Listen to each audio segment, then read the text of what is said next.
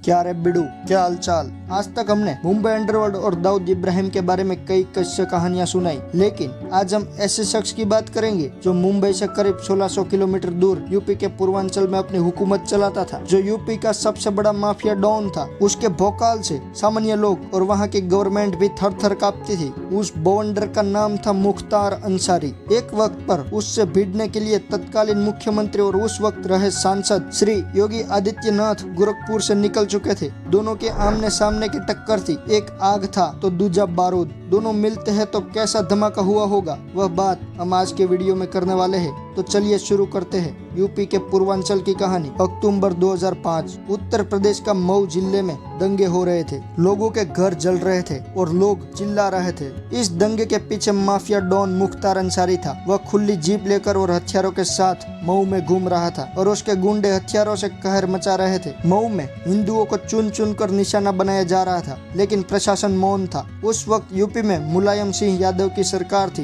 दंगों के 3 दिन बीत चुके थे और लोग मरे जा रहे थे। यह सब एक आदमी देख रहा था। यह आदमी और कोई नहीं बल्कि गोरखनाथ पीठ के महंत और उस वक्त के गोरखपुर के सांसद योगी आदित्यनाथ थे। योगी जी से यह कत्लेआम बर्दाश्त नहीं हुआ और उन्होंने अपनी पार्टी के बड़े नेता जैसे अटल बिहारी वाजपेयी, लाल कृष्ण आडवाणी को चैलेंज कर दिया। अगर बीजेपी अपने सारे कार्यकर्ताओं के साथ मऊ नहीं गई तो परिणाम बहुत बुरा होगा। और योगी जी ने यह भी कहा, दंगा तो मैं अपने दम पर रोक सकता हूँ, लेकिन बीजेपी अगर ऐसी घटनाओं पे चुप्पी साधेगी तो मेरा इस पार्टी में रहने का कोई फायदा नहीं। लेकिन किसी बड़े नेता ने मुख्तार के इलाके में जाने का साहस नहीं किया, क्योंकि मुख्तार के भौकाल से सब वाकिफ थे। सबको लगा योगी आदित्यनाथ भी वहाँ जाने की हिम्मत नहीं करेंगे, कुछ देर बोलेंगे और फिर चुप हो जाएंगे। लेकिन योगी आदित्यनाथ भी कोई साधारण इंसान नहीं थे। योगी जी ने अपने गाड़ियों का काफिला तैयार किया और अपने कुछ खास लोगों के साथ मऊ के लिए निकल पड़े। जगह जगह से लोग उसके साथ जुड़ते गए और उनके काफिले में करीब 160 गाड़ियां हो गई। मुख्तार अंसारी को जैसे ही पता चला कि योगी जी मऊ की ओर बढ़ रहे हैं, वैसे ही मुख्तार के गुंडों ने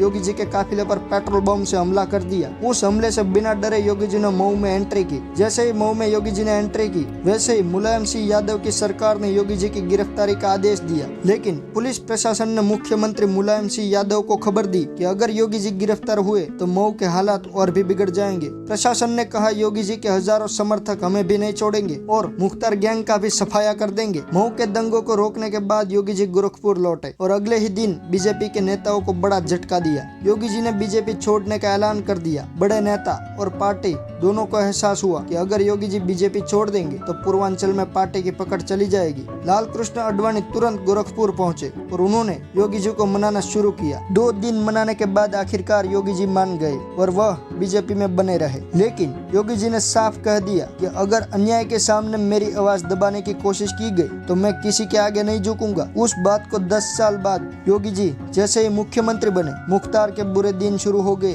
यूपी सरकार ने उसके खिलाफ अभियान चालू कर दिया। मुख्तार अंसारी गैंग के मेंबरों को गिरफ्तार कर लिया गया। कुछ का एनकाउंटर कर डाला और कुछ जान बचाकर राज्य छोड़कर भाग गए। अब मुख्तार अंसारी समझ चुका था कि योगी आदित्यनाथ से टकराना यानी मौत को बुलावा देना, इसलिए उसने पूरी ताकत लगा दी कि उसे पंजाब की जेल में ही रखे। उसने सुप्रीम कोर्ट में अर्जी दी, लेकिन योगी आदित्यनाथ उसे इतनी आसानी से छोड़ने वाले में से नहीं थे। अंत में मुख्तार अंसारी को पंजाब से उत्तर प्रदेश लाया गया। अब मुख्तार को जेल में कोई वीआईपी ट्रीटमेंट और सुख सुविधा नहीं मिल रही थी। फिर 28 मार्च 2024 के दिन मुख्तार अंसारी का अचानक से निधन हो गया। मुख्तार के परिवार वालों ने कहा कि मुख्तार को जहर दिया गया था, लेकिन जांच में ऐसा कुछ भी नहीं मिला और योगी जी ने मुख्तार अंसारी का चैप्टर ही खत्म कर दिया। योगी जी ने खुले मंच में और संसद में चैलेंज करके निवेदन भी दिए थे।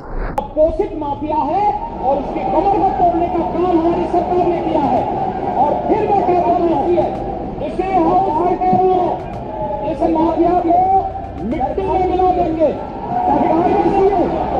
योगी जी ने कहा था कि प्रदेश में से माफिया राज खत्म होगा। तो मुख्यमंत्री हो या मुख्य न्यायाधीश, इन सब के काफिले रुक जाते थे और माफिया का काफिला निकलता था। जब हमने कार्रवाई की उस माफिया के खिलाफ और उसको रगड़ करके कोर्ट के सामने प्रस्तुत किया तो उसकी पैंट गीली हो गई थी।